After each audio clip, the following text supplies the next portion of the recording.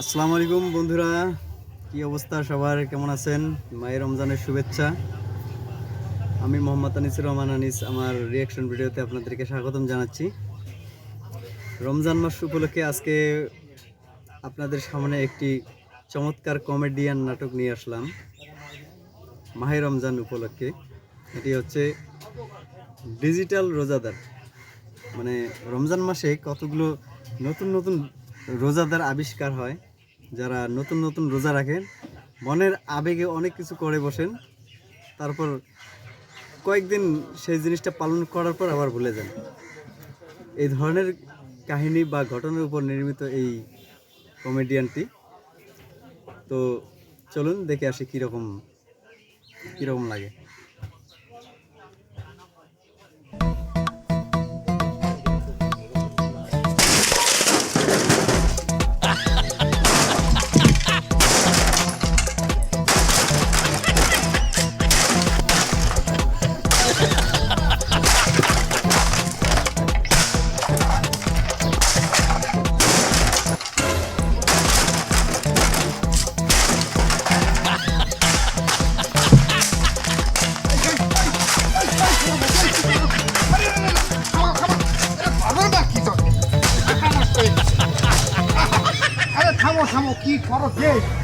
এই টিভি আমি আর ঘরে রাখবো না।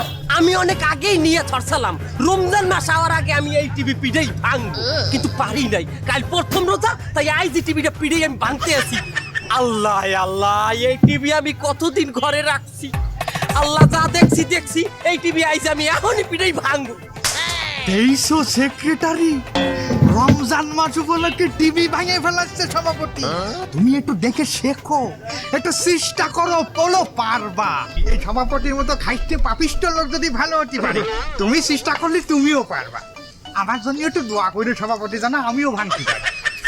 আব্বা, এই 56 ইঞ্চি টিভিটা লইছি। ও বাজান, তুমি স্মার্ট টিভি আইনি হালাইছো। তাড়াতাড়ি যাও, আমার ড্রয়িং রুমের ওই দেওয়ালে একটা ফুটিয়া মারিয়া টিভিটা টাঙ্গাইছো। যাও। আচ্ছা। আর হন ওই ওয়াইফাই কানেকশন লাগাইছো। আচ্ছা আচ্ছা। কাহিনী হলো রমজান মাস উপলক্ষে মানে পুরানো টিভিটা ভেঙে নতুন টিভি নিয়ে এসে ওয়াইফাই কানেকশন দিয়ে পালে টানা। আমার ওনার নাম হইতে কইছো না, ভালো হইছে কি কও। পুরান টিভি ভাঙে 56 ইঞ্চি টিভি করে হামদাইছে। এ বেটা, এ হেদায়েত এত সোজা না। এটা নাকি হেদায়েত? ওই কুত্তার লেজ রমজান মাস আয়রন দিলেও নাকি হেদায়েত? সোজা হয় না। এই সভাপতি, তুমি কি করলে? হ্যাঁ, আমি এতক্ষণ ধরে চিন্তা করলাম যে তুমি টিভি ভাঙে ফেলাইছো। আল্লাহ তোমার হিদায়াত দিছে, আমাদের কিছু নতুন টিভি নিয়ে ঘরে ঢুকতেছ। এ বাবু, তুমি এত বেশি বলছো কিসের জন্য? আমি কি এক ফিরে বলছি যে আমি আর টিভি দেখবো না? আমি বলছি যে এই টিভিটা আমি রাখবো না। আরে বাবা, আমার এই টিভিটা অনেক পুরান টিভি। যে কোনো অনুষ্ঠান চালাইলে এটা গিজ গিজ গিজ শব্দ হয়। তা রোজা রাখতে কি ওই গিজ গিজ শব্দ কানে শোনা যায়? তার আমি চিন্তা করছি যে এই টিভিটি আমি ভাঙি ফেলাবো এবং এই টিভির জায়গায় নতুন একটা টিভি আনিয়ে আমি ক্রিস্টাল ক্লিয়ার, আমি পরিষ্কার ছবি দেখবো। আমি মাঝে সাথে ওয়াজ শুনি, গজল শুনি, বিভিন্ন বক্তার। তারপর মনে করো আবার আইপিএল শুরু হয়েছে, একটু হাইলাইট দেখলাম, এই সময় কাটতে গেলে। আমার যদি না বুঝতে না হইনি আর কোনো কথা কইছো কেসি, আর তোমার ক্যাশ কইলে আমি ফাঁকা করছি। তুমি হলো না, আর কিছু কব না, চলো কি হুজুরের সাথে একটু কথা কওয়া লাগবে আমার।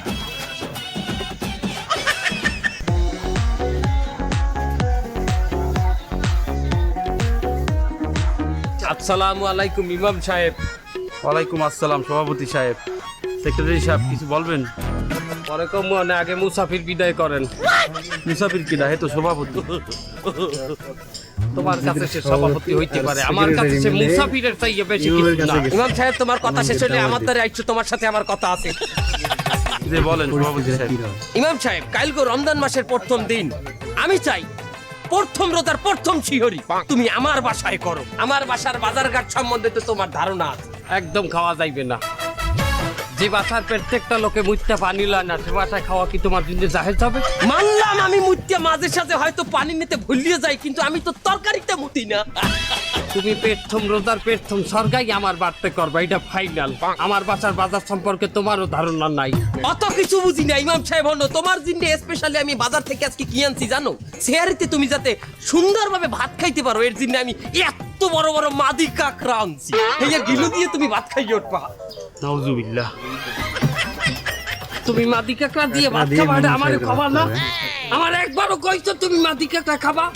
এই তুমি যদি বলো তোমার জন্য আজকে সরগাইতে আমি কাঁকড়া কুচিয়া কেস্টা কচ্ছম সবকিছু ম্যানেজ করবো। শুধু তাই নয়, তুমি যদি এরপরও ভালো জিনিস চাও আমি তোমার জন্য এইসব খাওয়ার পরে এই জিনিসের ব্যবস্থা করব। প্রয়োজনে আমি এই জিনিসও তোমার জন্য আনিয়ে দেবো যদি তুমি আমার বাসায় সরকারি করো। তারপর আমার বাসায় সরকারি সভাপতি সাহেব এটা কি সেক্রেটারি? শরাব আর এই যে দললে গাঁজা একজন নেশাখোরের কাছ দিয়ে আছে যে ভালো দাওয়াত পাওয়া যায় না। শহরে যদি তুমি নেশা করতে চাও ওনার দাওয়াত কবুল করো, ওয়েলকাম। সভাপতি সাহেব আমি আপনাদের দুইজনের কারো বাসায় যাইতে পারবো না সিয়ারি খাইতে। কাঁকড়া খাওয়া এক প্রকার মাকরুহ। হ্যাঁ, এককালে ঠিক কথা বলছো, তোমার হাদিসগুলো আমার কাছে ভালো লাগে। আর শোনেন, শরাব খাওয়া হারাম। তুমি অনেক হাদিসই জানো। আল্লাহ পাক আমাকে যতটুকু হালাল খাবার দিয়ে সিয়ারি করাবে আমি ততটুকু দিয়েই সিয়ারি করব। আসসালামু আলাইকুম ওয়া রাহমাতুল্লাহি ওয়া বারাকাতুহু। তোমার লাগে ইমাম সাহেব আমি আমার সরকারি দাওয়াতটা খাইতে পারলাম না। তুমি একজন সভাপতি গিয়ে মসজিদের, সেই মসজিদের ইমাম সাহেবকে তুমি টাকা খাওয়ার দাওয়াত দিতে পারো না? খাওয়া যাবে না। তুমি কি হচ্ছে? তুমি কি বোতল হাতছো হেরে? বোতল কি হাত কি? বোতলটা কি বলো? কি কেউ কাঁকড়া খাওয়ার জন্য দাওয়াত দেয়, আবার তুমি কি কেউ হাতছো? এই কিন্তু মদের এইবারে বোতল সিসি ক্যামেরায় সব রেকর্ড আছে। আর গাঁজা এইবারে খাওয়ার সিসি ক্যামেরা জন্য। এইটা দেখছে, এইটা রু আপ যাও এইরকম সেহরির দাওয়াত দেয়। গাঁজাখোর কোথাকার। কোন জায়গার গাঁজা? ওই দুটো দিয়ে ধাইলে ওটা গাঁজা ধাইছি আমি। কিন্তু বাইরে মশলা ভালো করে ফিনির দিয়ে খাইতাম কোথাকার। ওকে বন্ধুরা, খুব চমৎকার অসাধারণ একটা কমেডি দেখলাম রমজান মাস উপলক্ষে আর কি। যে এর আগেও তো বললাম যে ডিজিটাল কতগুলো রোজাদার মানে নতুন নতুন ঝোঁকে মাতাল আর কি। রমজান মাস আসলে ঝোঁকে মানে শখে আর কি কিছু নামাজ রোজা, এই বড় বড় মনে হয় যে ইমানদার ব্যক্তি, কিন্তু কিছু রোজা পার হয়ে গেলে আর সেসব ভুলে যায়, ওসব আর মনে থাকে না। ঠিক সেই রকমই আর কি। দেখুন এই যে দুইজন, একজন মসজিদের সভাপতি, একজন সেক্রেটারি, দুইজনের ধরন দেখুন কীরকম। হুজুরকে দাওয়াত দিতে গিয়েছে, মসজিদের সভাপতি দাওয়াত দেয় কাঁকড়া দিয়ে নাকি চেহারি খাওয়াবে, আর মসজিদের সেক্রেটারি দাওয়াত দিল কুচিয়া, ব্যাং, তারপর মদ গাঁজা এসব দিয়ে চেহারি করাবে। আস্তাগফিরুল্লাহ। এরকম হলো মানে উম্মাত, নতুন নতুন মানে যাদেরকে বলা হয় নব রোজাদার, এরকম আর কি পরিবেশ। তো গাইস আসলে সিরিয়াসলি এটা বিষয় না, বাস্তবে এটা নয়, এটা একটা মানে এরকম কিছু ঘটনা, পরিকল্পিত ঘটনা আর কি। এসবের উপর নির্মিত এই কমেডিয়ানটি। কেউ সিরিয়াসলি নেবেন না, বাস্তব ভেবে নেবেন না, অবাস্তব এবং কাল্পনিক। বিনোদনের জন্য আর কি এরকম কমেডিয়ান নাটকটি তৈরি। তো ভালোই লাগলো। আপনাদের কী রকম লাগলো অবশ্যই কমেন্টে জানাবেন। আর চ্যানেলে নতুন হলে অবশ্যই সাবস্ক্রাইব করে বেল আইকন প্রেস করে পাশে থাকবেন। তো আজকে এ পর্যন্তই। সবাইকে মাহে রমজানের আবার শুভেচ্ছা জানিয়ে শেষ করছি। আল্লাহ হাফেজ।